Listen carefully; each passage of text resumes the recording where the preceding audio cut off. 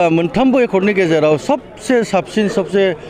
स्ट्रेंथसिन सबसे गोहोगोरासिन सक्ति होनोब्ला बिटिसिआनो जोंनि बिटिसिनि जेसेबां जाति जनगोष्ठी दङ मिथिनो मोनबाय नुनो मोनबाय नंमारगौ जोंनि बिटिसिनि जेसेबां जाति जनगोष्ठी दं रायजो राजाफ्रा बुजिनानै दिनै जोंनि हाग्रामा सार दैदेननाय बिपिएफ दोलोखौ लोब लोब जेरावखि थाङा रायजो राजाफ्रा जोंनि दोलोखौ मोजां मोननानै ओंखारबोयो 2024 नि एमपि इलेक्शनाव जोंनि दलखौनो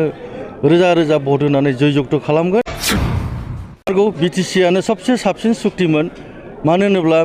बिटिसिआव जोंहा आइन मोनबाय जोंहा 8 सिडिउलाव थिसनजाबाय बेनिखायनो जोंनि बिटिसिआनो सबसे गोरासिन बा सक्तिशालिसिन मोनसे सक्तिमोन जोंहा मोनथाम मोनसे एग्रिमेन्ट जाबाय जोंनि बर'नि सोमावसारनायाव 1993 आव जोंहा बिएसि एकर्ड जादोंमोन विदिन स्टेट बाहाय जों साफिसियेन्ट मोनैलाय जोंनि नेताफ्रा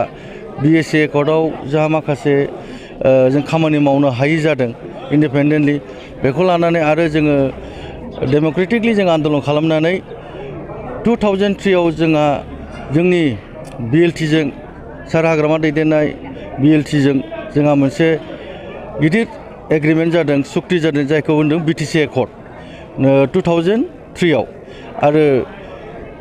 बिनि उनावहाय फैबावबाय 2020 आव बिटिआर एकर्ड दा नायोब्ला मोनथामबो एकर्डनि गेजेराव सबसे साबसिन सबसे स्ट्रेंथसिन सबसे गोहोगोरासिन सक्ति होनोब्ला बिटिसिआनो दा बेनिखायनो दिनै जोंनि बिटिसिनि जेसेबां जाति जनगोष्ठी दङ मिथिनो मोनबाय नुनो मोनबाय नंमारगौ बिटिसिआनो सबसे साबसिन सक्तिमोन मानो होनोब्ला बिटिसिआव जोंहा आइन मोनबाय जोंहा 8 सिडिउलाव थिसनजाबाय बेनिखायनो जोंनि बिटिसिआनो सबसे गोरासिन बा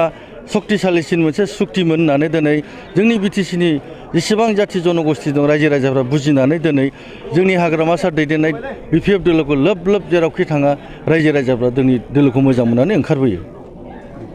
बेखौनो दिनै नुबाय रायजो राजाफ्रा 2020 सिगां बिथांमोना इलेक्शननि सिगां बिराद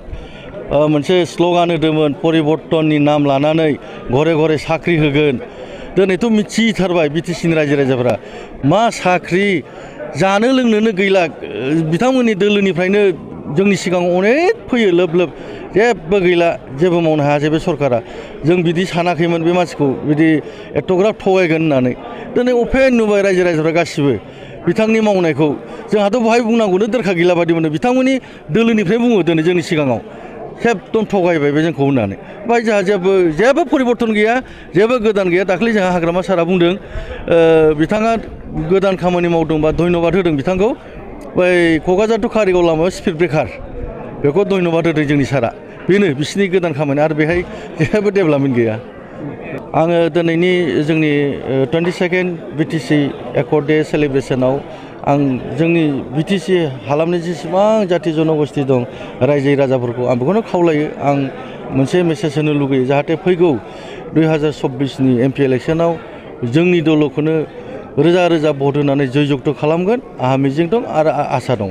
आरो जों निस्सय जोंनि मोननै समस्तियाव क'क्राझार लकसभा आरो बिनिफ्राय उदालगुरि दरं लकसभा मोननैयावबो जोंहा